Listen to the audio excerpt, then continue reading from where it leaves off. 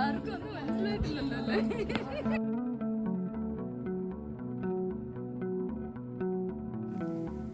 രാവിലെ 7 മണിക്ക് തന്നെ ഫ്രഷായി ബ്രേക്ക്ഫാസ്റ്റും കഴിച്ച് ഈ കുട്ടി ഉടുപ്പിട്ട് ഇത്ര എക്സൈറ്റഡ് ആയിട്ട് ഞാൻ പോകുന്നത് വിയറ്റ്നാമിൻ്റെ തന്നെ മെയിൻ ഹൈലൈറ്റ് ആയിട്ടുള്ള ബാന ഹിൽസ് കാണാനാണ്.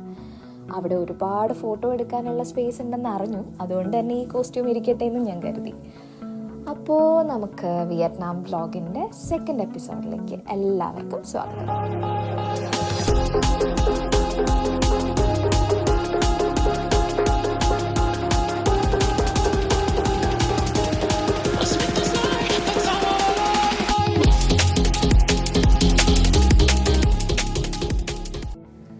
നമ്മൾ ഇന്നൊരു 20 പേരുള്ള ഒരു ടീമായിട്ടാണ് ബാന ഹിൽസ് എക്സ്പ്ലോർ ചെയ്യാൻ പോകുന്നത്. നമ്മൾ ഹോട്ടലിൽ നിന്ന് നമ്മളെ പിക്ക് ചെയ്തത് ഒരു AC ടൂറിസ്റ്റ് ബസ്സിലായിരുന്നു. അതിലൊരു ഗൈഡ് ടോം എന്നാണ് ആളുടെ പേര്. വഴിയെ ഞാൻ പരിചയപ്പെടുത്താം. അപ്പോൾ ഈ ടോമിൻ്റെ അണ്ടറിലാണ് ഈ 20 പേരെ ഈ ബാന ഹിൽസിലോട്ട് കൊണ്ടുപോകുന്നത്. അപ്പോൾ ഇപ്പം നമ്മൾ എത്തിയേക്കുന്നത് ബേസ് സ്റ്റേഷനിലാണ്. ആൻഡ് ഈ 20 പേരിൽ 2 മലയാളികളുണ്ട്. എപ്പോഴത്തെയും പോലെ എവിടെ പോയാലും മലയാളികൾ ഉള്ളത് പോലെ ഈ കൂട്ടത്തിൽ 2 പേരുണ്ട്. അതും ട്രിവാൻഡ്രത്തുള്ള 2 പേര് തന്നെയാണ്. ഭയങ്കര കോയിൻസിഡൻസ് ആയിരുന്നു. അപ്പോൾ നമുക്കൊരു കൂട്ടായി സംസാരിച്ച് പോകാനായിട്ടൊക്കെ. അപ്പോൾ നമ്മളിപ്പോൾ ബേസ് സ്റ്റേഷനിൽ എത്തിയിട്ടുണ്ട്. ഈ ബാന ഹിൽസിൻ്റെ ഏറ്റവും ടോപ്പിൽ എത്തണമെന്നുണ്ടെങ്കിൽ നമ്മൾ കേബിൾ കാർ ത്രൂ ആണ് പോകാൻ പറ്റുന്നത്. അപ്പോൾ അതിൻ്റെ എൻട്രൻസിൻ്റെ അവിടെയാണ് നമ്മൾ എത്തിയിട്ടുള്ളത്. ഈ പച്ച കൊടിയും പിടിച്ച് നടക്കുന്ന ആളാണ് നമ്മുടെ ഗൈഡ്. ഇന്നത്തെ ഫുൾ ഡേ നമ്മളിനെ മേച്ച് കൊണ്ടുപോകാൻ പോകുന്നത് ഈ ഒരാളാണ്. ആളുടെ പേര് പറഞ്ഞിട്ടുണ്ട്, നമുക്കത് പ്രൊനൗൺസ് ചെയ്യാൻ കുറച്ച് പാടായതുകൊണ്ട് ആൾ തന്നെ പറഞ്ഞു എന്നെ നിങ്ങൾ ടോം എന്ന് കോൾ ചെയ്താൽ മതി എന്നുള്ളത്. അപ്പോൾ ടോം ആണ് ഇന്നത്തെ നമ്മുടെ ഗൈഡ്. ആൻഡ് ടോമിൻ്റെ കയ്യിൽ ഈ ഒരു സ്റ്റിക്ക് പ്ലസ് ഈ ഒരു ഫ്ലാഗ് ഉള്ളതിൻ്റെ റീസൺ എന്താണെന്ന് വെച്ചാൽ നിങ്ങൾക്ക് ഈ വീഡിയോ നോക്കുമ്പോൾ മനസ്സിലാവും, ഭയങ്കര തിരക്കാണ്, നല്ല ക്രൗഡഡ് ആണ്. അപ്പോൾ ഈ ഒരു കൂട്ടത്തിൽ നിന്ന് നമ്മളൊന്ന് മിസ് ഔട്ട് ആയി പോകാനുള്ള ചാൻസസ് ഭയങ്കര കൂടുതലാണ്. ഒന്നാമത്തെ കാര്യം, നമുക്ക് ലാംഗ്വേജ് ബാരിയർ ഉണ്ട്. പിന്നെ അവിടെ നെറ്റ്വർക്ക് ഇഷ്യൂസ് ഉണ്ട്. അപ്പോൾ കാണാണ്ട് പോയാൽ ഒന്ന് വിളിക്കാൻ പോലും പറ്റില്ല. അപ്പോൾ അതുകൊണ്ട് പെട്ടെന്ന് വിസിബിലിറ്റിക്ക് വേണ്ടിയിട്ട് ഇതാണ് ഈ ഗൈഡിൻ്റെ കൂടാണ് നമ്മൾ പോകേണ്ടതെന്ന് അറിയാൻ വേണ്ടിയിട്ട് അവിടെ വരുന്ന എല്ലാ ഗൈഡിൻ്റെ കയ്യിലും ഒരു സ്റ്റിക്കർ പ്ലസ് ഒരു ഫ്ലാഗോ അല്ലെങ്കിൽ ചിലപ്പോൾ അവരൊരു യുണീക്ക് ആയിട്ടുള്ള ഒരു ടെഡി ബെയറിനെ ആയിരിക്കും ഹാങ് ചെയ്തിട്ടേക്കുന്നത്. അപ്പോൾ അത് ഫോളോ ചെയ്തായിരിക്കും അവരുടെ കൂടെ പോകുന്നത്. ബാക്കി ടൂറിസ്റ്റൊക്കെ ഫോളോ ചെയ്ത് പോകുന്നത്. അപ്പോൾ ഇന്ന് ഒരുപാട് നടക്കാനുണ്ടെന്ന് പറഞ്ഞു. അപ്പോൾ നമ്മളിപ്പോൾ ബേസ് സ്റ്റേഷനിലാണ്. ബേസ് സ്റ്റേഷനിലൂടെ നടക്കുവാണ് കേബിൾ കാറിൻ്റെ എൻട്രൻസിലോട്ട് എത്താൻ വേണ്ടിയിട്ട്.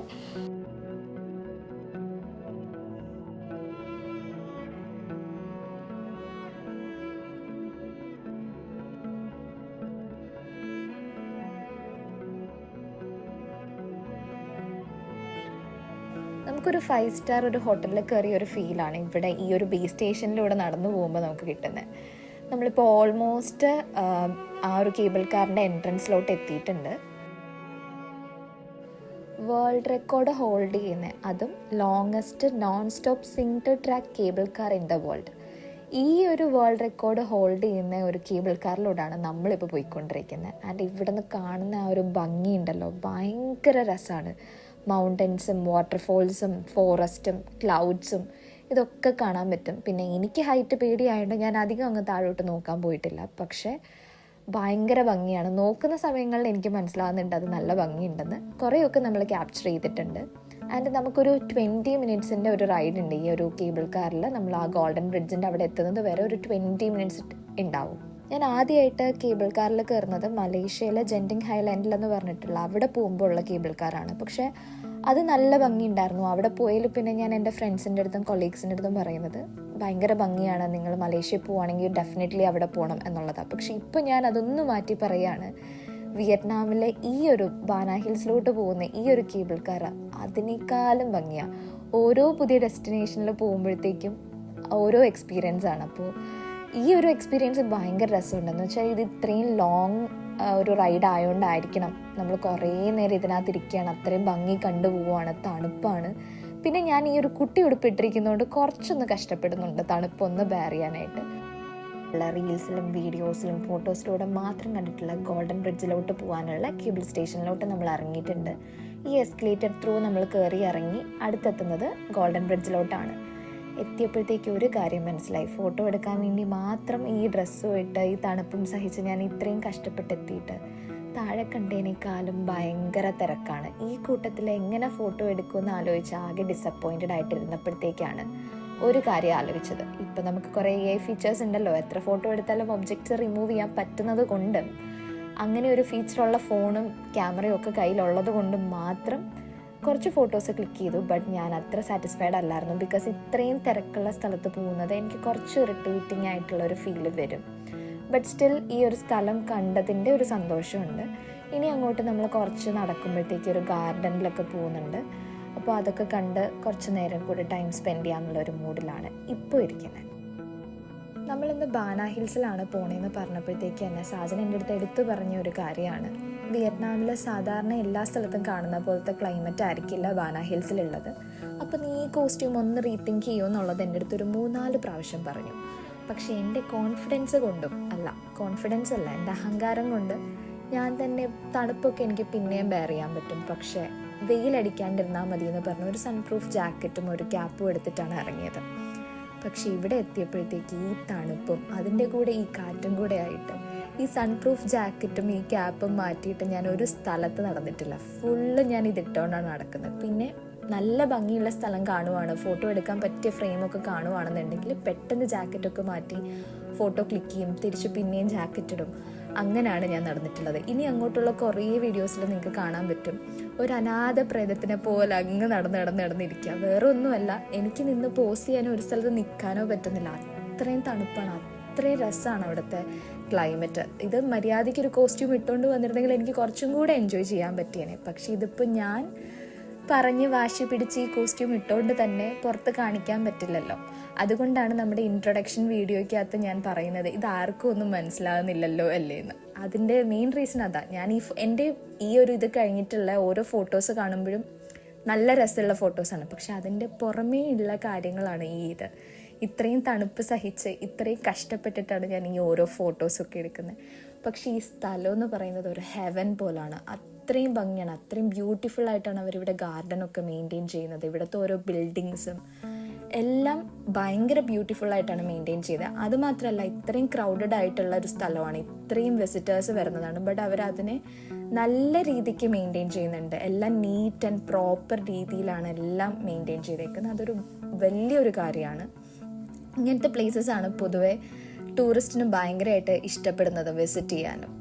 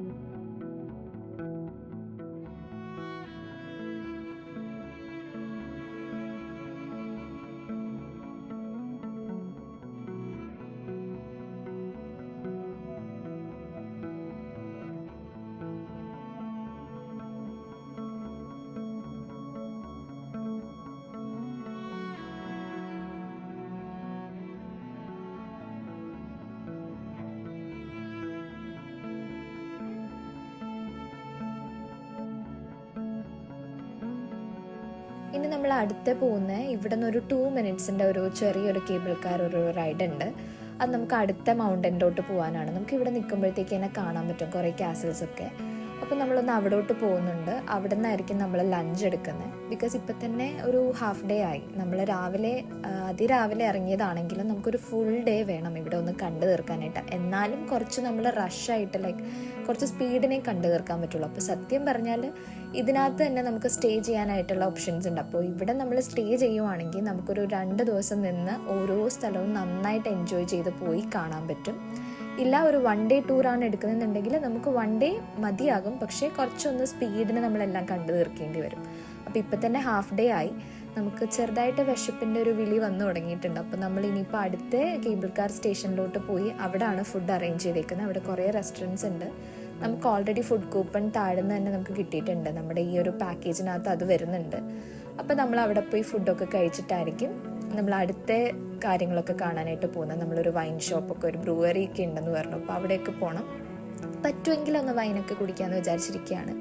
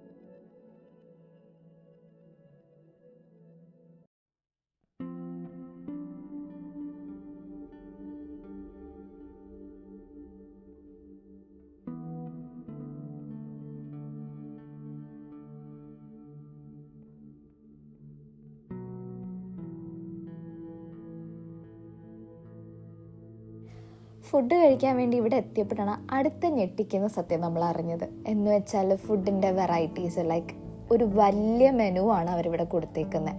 നമുക്ക് ഇതൊന്ന് കണ്ട് എല്ലാ ഫുഡും എന്തൊക്കെയാണ് എവിടെയൊക്കെയാണ് ഇരിക്കുന്നത് എന്നൊന്ന് കണ്ടുപിടിച്ച് വരാൻ വേണ്ടി മിനിമം ഒരു 1 hour എടുക്കും. പക്ഷെ നമുക്ക് ഗൈഡ് തന്നിട്ടുള്ളത് ഒരു മാക്സിമം 1 hourനകത്ത് എല്ലാവരും ലഞ്ച് കഴിച്ച് തിരിച്ചെത്തണമെന്നാണ്. ബിക്കോസ് നമ്മളൊരു ടീമായിട്ട് വരുമ്പോഴത്തേക്ക് ആ ഒരു ടൈം അവർ പറയുന്നതിൽ സ്റ്റിക്ക് ഓൺ ചെയ്യണം.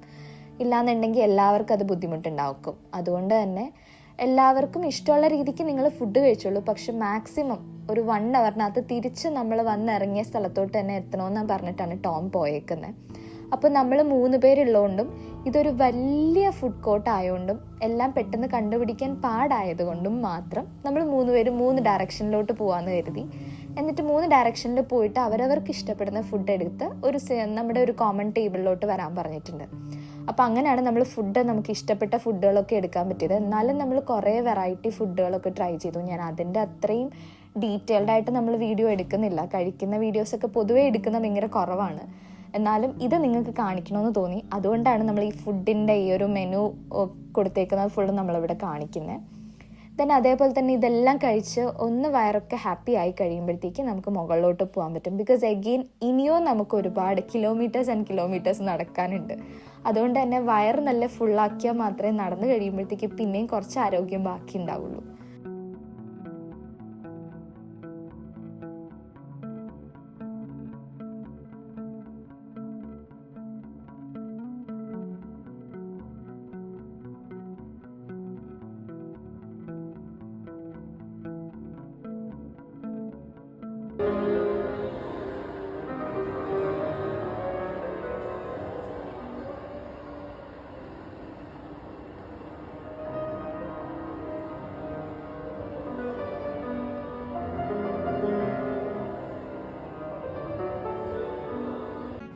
ഇപ്പോൾ വന്നിട്ടുള്ള സ്റ്റേഷനിൽ നമുക്ക് കുറേ കാര്യങ്ങൾ കാണാനുണ്ടെന്ന് വെച്ചാൽ, നമ്മളിപ്പോൾ ഫുഡെല്ലാം കഴിച്ച് കഴിഞ്ഞിട്ട് നമുക്കിനി ഫാൻറ്റസി പാർക്ക് ഉണ്ട്, ഒരു അമ്യൂസ്മെൻറ്റ് പാർക്ക് പോലാണ് അത് വരുന്നത്. then അതേപോലെ തന്നെ വാക്സ് മ്യൂസിയം ഉണ്ട്, ഫ്രഞ്ച് വില്ലേജ് ഉണ്ട്, ബുദ്ധിസ്റ്റിൻ്റെ ടെമ്പിൾസ് ഉണ്ട്, ബ്രൂവറീസ് ഉണ്ട്. പിന്നെ അത് മാത്രമല്ല ഇവിടെ സ്റ്റേ ചെയ്യാനുള്ള ഓപ്ഷൻ ഉണ്ടെന്ന് വെച്ചാൽ ഹോട്ടൽസ് ഉണ്ട്. അപ്പോൾ ഇവിടെ സ്റ്റേ ചെയ്യുമ്പോഴുള്ള ഒരു അഡ്വാൻറ്റേജ് എന്താണെന്ന് വെച്ചാൽ നമ്മൾ ഈ ഒരു 1 day ഒരു ടൈം എടുത്ത് കാണുന്ന സംഭവങ്ങൾ അവർക്ക് സ്റ്റേ ചെയ്ത നൈറ്റൊക്കെയുള്ള ഒരു ആംബിയൻസ് ഒക്കെ കിട്ടും. അങ്ങനെയാണെങ്കിൽ ഒരു 1 day സ്റ്റേ എടുത്തു കഴിഞ്ഞാൽ ഈ പറഞ്ഞ സ്ഥലങ്ങളൊക്കെ അവർക്ക് കുറച്ചും കൂടെ റിലാക്സ്ഡ് ആയിട്ട് കാണാൻ പറ്റും. അപ്പം നമ്മളിപ്പോൾ എന്തായാലും സ്റ്റേ എടുത്തിട്ടില്ല. നമ്മൾ തിരിച്ച് റിട്ടേൺ നമ്മുടെ ബാക്ക് ടു നമ്മുടെ ഹോട്ടലിൽ തന്നെ പോകുന്നുണ്ടാകും. ഒരു 1 day കഴിഞ്ഞിട്ട്, ലൈക്ക് ഒരു മോർണിംഗ് ടു ഈവനിങ് നമ്മളിവിടെ സ്പെൻഡ് ചെയ്യും, എന്നിട്ട് തിരിച്ചു പോകും. അപ്പോൾ ഇപ്പം നമ്മളിപ്പോൾ പോകുന്നത് ഈ ഒരു ഇവിടുത്തെ ഫാൻറ്റസി പാർക്കാണ്. അപ്പോൾ ഇവിടെ കുറേ റൈഡ്സും കുറേ കാര്യങ്ങളൊക്കെ ഉണ്ട്. റോപ്പ് യൂസ് ചെയ്ത് നമുക്കിങ്ങനെ ഹൈക്കിംഗ് പോലത്തെ ഇങ്ങനെ കാര്യങ്ങളൊക്കെ ചെയ്യാൻ പറ്റിയ കുറേ അഡ്വെഞ്ചേഴ്സ് ആയിട്ടുള്ള കുറേ കാര്യങ്ങളുണ്ട്. അപ്പോൾ നമ്മളിപ്പോൾ ചെയ്യുന്നത് എന്താണെന്ന് വെച്ചാൽ ഇതൊക്കെ ഒന്ന് കണ്ടടക്കുകയാണ്. ബിക്കോസ് നമ്മളിപ്പോൾ ഫുഡ് കഴിച്ചുകൊണ്ട് തന്നെ നമ്മൾ അങ്ങനത്തെ അഡ്വെഞ്ചറസ് ആയിട്ടുള്ള കാര്യങ്ങളൊന്നും ചെയ്യുന്നില്ല. നമ്മൾ ഇതൊക്കെ ഒന്ന് കണ്ട് നടന്നിട്ടായിരിക്കും നമ്മൾ ഓരോരോ സ്ഥലങ്ങളിലോട്ടും പോകുന്നത്.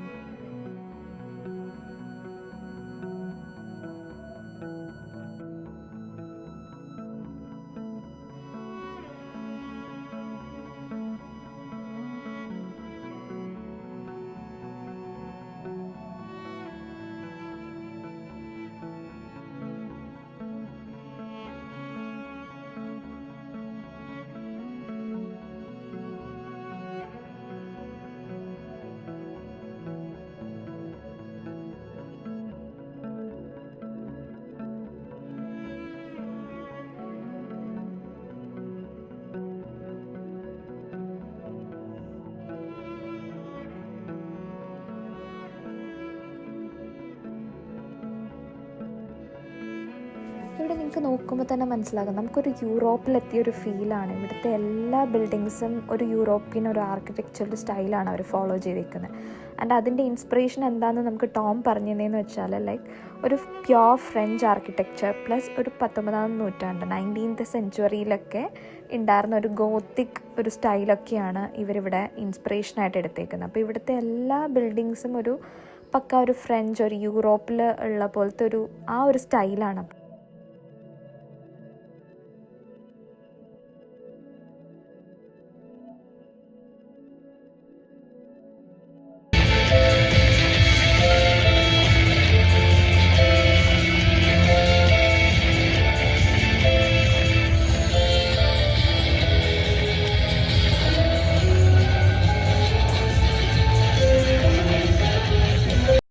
ഈ ഓരോ ബിൽഡിങ്സിനകത്ത് ഓരോരോ കാര്യങ്ങളാണ്. അപ്പോൾ നമ്മുടെ കയ്യിലൊരു ചെറിയ മാപ്പ് ഉണ്ട്. അപ്പോൾ അത് വെച്ചിട്ട് നമുക്ക് കാണാൻ ആഗ്രഹമുള്ള സ്ഥലങ്ങൾ മാത്രമാണ് നമ്മൾ കാണുന്നത്. ബിക്കോസ് അല്ലാന്നുണ്ടെങ്കിൽ നമുക്കിവിടെ എല്ലാം ഒന്നും നമുക്ക് കണ്ടു തീർക്കാൻ പറ്റത്തില്ല. അപ്പോൾ നമ്മളിപ്പോൾ പ്ലാൻ ചെയ്തേക്കുന്നതെന്ന് വെച്ചാൽ ഇത്രയും നടന്നാലും നമ്മൾ ഫൈനലി എത്തേണ്ടത് ആ ബ്രൂ ഹൗസ് ആയിരിക്കണം, ആ ബ്രൂവറിയിലായിരിക്കണം. ബിക്കോസ് നമ്മളിവിടെ വരുമ്പോഴത്തേക്ക് തന്നെ അവർ നമുക്കൊരു കൂപ്പൺ തന്നിട്ടുണ്ട്. അപ്പോൾ ഒരാൾക്ക് 2 ബിയർ കൂപ്പൺ തന്നിട്ടുണ്ട്, ഫ്രീ ആയിട്ട് ബിയർ കിട്ടാന്നുള്ളത്. അപ്പോൾ എനിക്കും സാജനും ബിയർ എന്ന് കേട്ടപ്പോൾ അതൊരു ഇൻസ്പിറേഷനാണ്. ഇത്രയും നടക്കുക എന്നുള്ളതിൻ്റെ ഒരു മോട്ടിവേഷൻ തന്നെ ലാസ്റ്റ് ഫൈനൽ നമ്മൾ ആ ഒരു ബ്രൂവറിയിലെത്തി അവിടെ നിന്ന് നല്ല ഫ്രഷായിട്ട് അവർ ചെയ്തിട്ടുള്ള ആ ഒരു ബിയർ ഒന്ന് ടേസ്റ്റ് ചെയ്യാന്നുള്ളൊരു രീതിയിലാണ് നമ്മൾ ഈ നടന്നു പോയിക്കൊണ്ടിരിക്കുന്നത്. പക്ഷേ ഒരുപാടുണ്ട് നമുക്കിവിടെ കാണാനായിട്ട്. ഗോൾഡൻ ബ്രിഡ്ജിൽ പോയപ്പോൾ ഫോട്ടോ എടുക്കാൻ പറ്റാത്തതിൻ്റെ ആ ഒരു സങ്കടമൊക്കെ മാറിയത് എനിക്കിവിടെ ഈ ഫ്രഞ്ച് വില്ലേജിൽ വന്നപ്പോഴാണ് കേട്ടോ. കാരണം താഴെ വന്നിട്ട് തണുപ്പും കാറ്റും ക്രൗഡും ഒക്കെ ആയിട്ട് എനിക്ക് മര്യാദയ്ക്കൊന്നും ഒരു ഫോട്ടോസും എടുക്കാൻ പറ്റില്ല. അപ്പോൾ ആകെ ഒന്ന് ഡിസപ്പോയിൻറ്റഡ് ആയിട്ട് ആ ഒരു രീതിയിലായിരുന്നു നിന്നത്. പക്ഷെ ഇവിടെ വന്നു, വയറ് നിറയെ ഫുഡ് കഴിച്ചു, നല്ല ക്ലൈമറ്റും ഫീൽ ചെയ്യുക. ബിക്കോസ് താഴത്തേനേക്കാളും യൂഷ്വലി മുകളിലോട്ട് പോകുമ്പോൾ തണുപ്പ് കൂടുക ചെയ്യേണ്ടത്. പക്ഷേ ഇവിടെ ഇപ്പോൾ കുറച്ച് വെയിലൊക്കെ അടിക്കുന്നതുകൊണ്ടാണെന്ന് തോന്നുന്നു എനിക്ക് അഡ്ജസ്റ്റ് ചെയ്യാൻ പറ്റുന്ന രീതിയിലുള്ള തണുപ്പേ ഉള്ളൂ. ബട്ട് സ്റ്റിൽ വെയിലുള്ളതുകൊണ്ട് ഞാൻ ജാക്കറ്റ് യൂസ് ചെയ്യുന്നുണ്ട്. എന്നാലും ഫോട്ടോ എടുക്കാൻ എവിടെ നോക്കിയാലും നമുക്ക് ഫോട്ടോ എടുക്കാൻ പാകത്തിനുള്ള ഓരോ സ്ഥലങ്ങളാണ്. അപ്പോൾ അതുകൊണ്ട് തന്നെ മാക്സിമം ഞാനിവിടെ ഫോട്ടോ എടുത്ത് നടക്കുവാണ്. ഞാനായാലും ബോബിയായാലും സാജനായാലും നമ്മളെല്ലാവരും ഫോട്ടോ എടുക്കുകയാണ്. കാരണം എങ്ങനെ നോക്കിയാലും അവർ എല്ലാം ടൂറിസ്റ്റ് വരുന്ന എല്ലാവർക്കും ഫോട്ടോ എടുക്കാൻ മാത്രം പാകത്തിനുള്ള എല്ലാം ആണ് അവർ ബിൽഡ് ചെയ്തേക്കുന്നത്. അപ്പോൾ അതുകൊണ്ട് തന്നെ ആ ഒരു ഡിസപ്പോയിൻമെൻറ്റ് മൊത്തത്തിൽ ഒന്ന് മാറി. ഇപ്പോൾ കുറച്ചൊരു ഹാപ്പി കിഡായിട്ട് നിൽക്കുവാണ് ഞാൻ.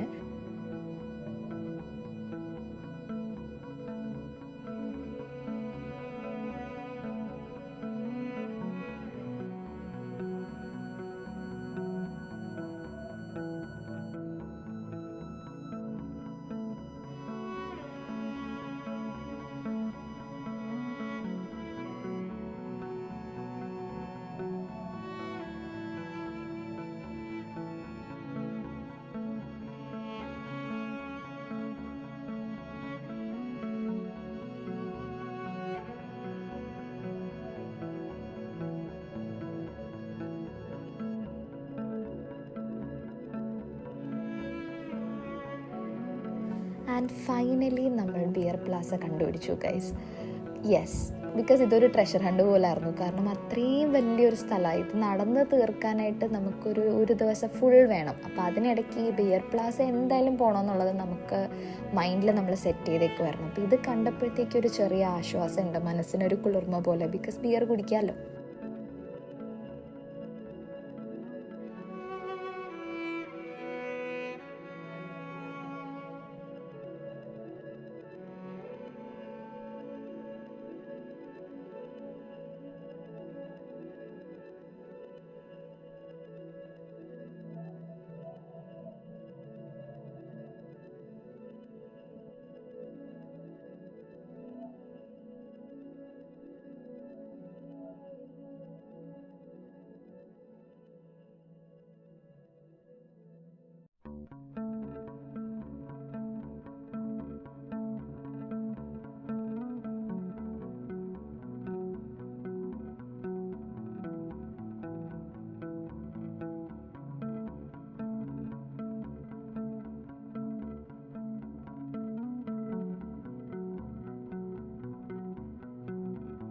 അപ്പോൾ അധിക സമയം കളയാണ്ട് തന്നെ നമ്മൾ ഈ ഒരു ബ്രൂവറിയിലോട്ട് കയറുവാണ്. കാരണം ഇതിനകത്ത് നമുക്ക് ഇറങ്ങി നടന്ന് കാണാൻ പറ്റും ഇതെങ്ങനെയാണ് ചെയ്യുന്നത്, എന്തൊക്കെ ഫ്ലേവേഴ്സ് ഉണ്ട്, എന്തൊക്കെ പ്രൊസീജിയേഴ്സാണ്. അപ്പോൾ ഇതൊക്കെ പറഞ്ഞു തരാൻ ഇവിടെ ഒരു ചേച്ചിയുണ്ട്. അപ്പോൾ ആളിതെല്ലാം എക്സ്പ്ലെയിൻ ചെയ്യുകയാണ്. നമ്മളിതെല്ലാം കേട്ടു. ആൻഡ് പല ഫ്ലേവേഴ്സും വെറൈറ്റീസും ഒക്കെ ഉണ്ടെന്ന് മനസ്സിലായി. അപ്പോൾ നമ്മൾ ഇനി ചെയ്യാൻ പോകുന്നതെന്ന് വെച്ചാൽ ഇവർ ഫ്രീ ആയിട്ട് പ്രൊവൈഡ് ചെയ്യുന്ന ബിയറിന് ഒരു ഗ്ലാസ് മേ ബി അത്രയും മതിയായിരിക്കും, ജസ്റ്റ് ഒന്ന് ടേസ്റ്റ് ചെയ്യാനൊക്കെയാണ്. അപ്പോൾ അതൊന്ന് കുടിച്ചിട്ട് നമ്മൾ തിരിച്ച് കോമൺ പോയിന്റിലോട്ട് പോകണം. കാരണം അവിടെ എല്ലാവരും വെയിറ്റ് ചെയ്യുവാണ്. നമുക്ക് തിരിച്ച് ഇതിനകത്തുനിന്ന് കേബിൾ കാർ ത്രൂ താഴോട്ട് പോകണം. കാരണം കുറച്ചും കൂടെ കഴിഞ്ഞ് കഴിഞ്ഞാൽ എല്ലാവരും താഴോട്ട് പോകുന്ന സമയമായിരിക്കും. അപ്പോൾ അങ്ങനെയാണെങ്കിൽ ഭയങ്കര തിരക്കായി പോകും. അപ്പോൾ അതുകൊണ്ട് തന്നെ നമ്മൾ ഇവിടെ നിന്ന് ബിയറൊക്കെ ഒന്ന് കുടിച്ച് നോക്കി ഈ സ്ഥലമൊക്കെ ഒന്ന് മൊത്തത്തിൽ കണ്ടെല്ലാം കഴിഞ്ഞപ്പോഴത്തേക്ക് അടുത്ത ഒരു കാര്യം പിന്നെയും മനസ്സിലായി. പുറത്തുള്ളതിനേക്കാളും കൂടുതൽ ആളുകൾ ഈ ബ്രൂവറിക്കകത്തുണ്ട്. ഇതിനകത്താണ് ഇപ്പോൾ കൂടുതലും പേരുള്ളത്. സീറ്റൊന്നും അധികം ഒന്നും ഫ്രീ ആയിട്ടില്ല. അപ്പോൾ അതുകൊണ്ട് തന്നെ നമ്മളങ്ങനെ ഇരുന്ന് കുടിക്കാൻ നിന്നില്ല. നമ്മൾ നിന്ന് കുടിച്ചു. തിരിച്ച് നമ്മൾ പോവുകയാണ് താഴോട്ട്.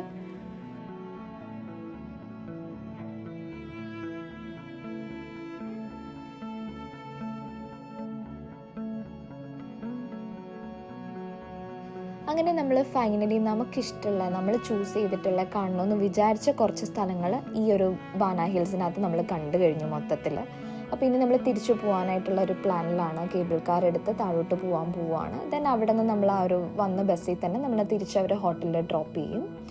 അപ്പോൾ എനിക്ക് പറയാനുള്ള എന്താണെന്ന് വെച്ചാൽ, വിയറ്റ്നാമിൽ ആരൊക്കെ വരാൻ പ്ലാൻ ചെയ്യുന്നുണ്ടോ അവർ മസ്റ്റായിട്ട് വിസിറ്റ് ചെയ്യേണ്ട ഒരു സ്ഥലം തന്നെയാണ് ഈ ഒരു ബാന ഹിൽസ്. ആൻഡ് ഇവിടെ വരുവാണെങ്കിൽ തന്നെ ഫ്രഞ്ച് വില്ലേജിൽ നിങ്ങൾ സ്റ്റേ ചെയ്യാൻ നോക്കണം. ബിക്കോസ് സ്റ്റേ ചെയ്തിട്ടുണ്ടെങ്കിൽ നിങ്ങൾക്ക് കുറച്ചും കൂടെ നന്നായിട്ട് ഈ സ്ഥലങ്ങൾ റിലാക്സ്ഡ് ആയിട്ട് കാണാൻ പറ്റും. ഇല്ലാന്നുണ്ടെങ്കിൽ നിങ്ങൾ ഒരു ഡേ ടൂറാണ് എടുക്കുന്നതെന്നുണ്ടെങ്കിൽ കുറച്ചൊന്ന് സ്പീഡിനെല്ലാം പോകേണ്ടി വരും. അതും എല്ലാം ഒന്നും കവർ ചെയ്യാൻ പറ്റുമെന്ന് എനിക്ക് തോന്നുന്നില്ല. ബിക്കോസ് നമ്മളെല്ലാം ഒന്നും കവർ ചെയ്തിട്ടില്ല. നമ്മൾ ലിറ്ററലി ഓടി നടന്നാണ് എല്ലാ സ്ഥലങ്ങളും കണ്ടത്. എന്നിട്ട് പോലും നമ്മൾ കുറേയൊക്കെ മിസ് ഔട്ട് ചെയ്തിട്ടുണ്ട്. അപ്പോൾ അതുകൊണ്ട് തന്നെ വരാൻ ആരെങ്കിലും പ്ലാൻ ചെയ്യുന്നുണ്ടെങ്കിൽ നിങ്ങളിവിടെ സ്റ്റേ എടുക്കുക, ഫ്രഞ്ച് വില്ലേജിൽ സ്റ്റേ എടുക്കുക. എന്നിട്ട് നിങ്ങൾക്കൊരു നൈറ്റ് ഫുൾ ഇവിടെ കാണാൻ പറ്റും. അടുത്ത ദിവസം റിലാക്സ്ഡ് ആയിട്ട് നിങ്ങൾക്ക് ചെക്കൗട്ട് ചെയ്തൊക്കെ പോകാൻ പറ്റും.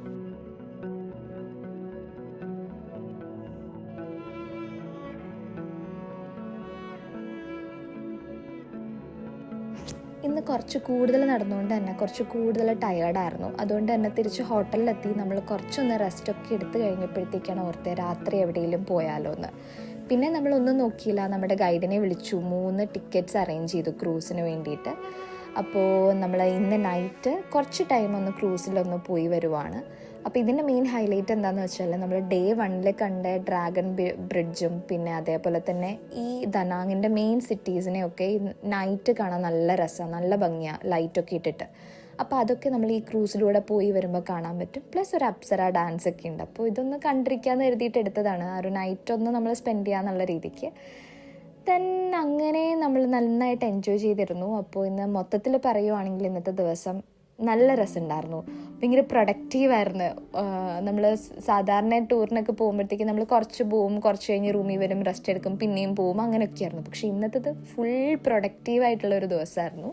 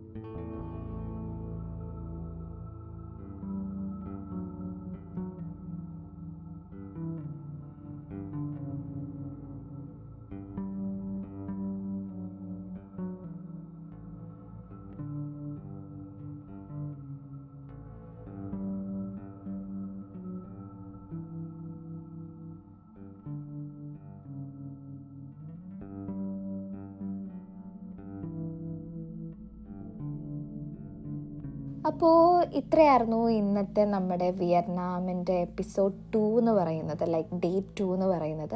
ആൻഡ് ഡേ 3 വരുന്നുണ്ട്. അപ്പോൾ അതുവരയ്ക്കും എല്ലാവർക്കും ടാറ്റാ, ബൈ.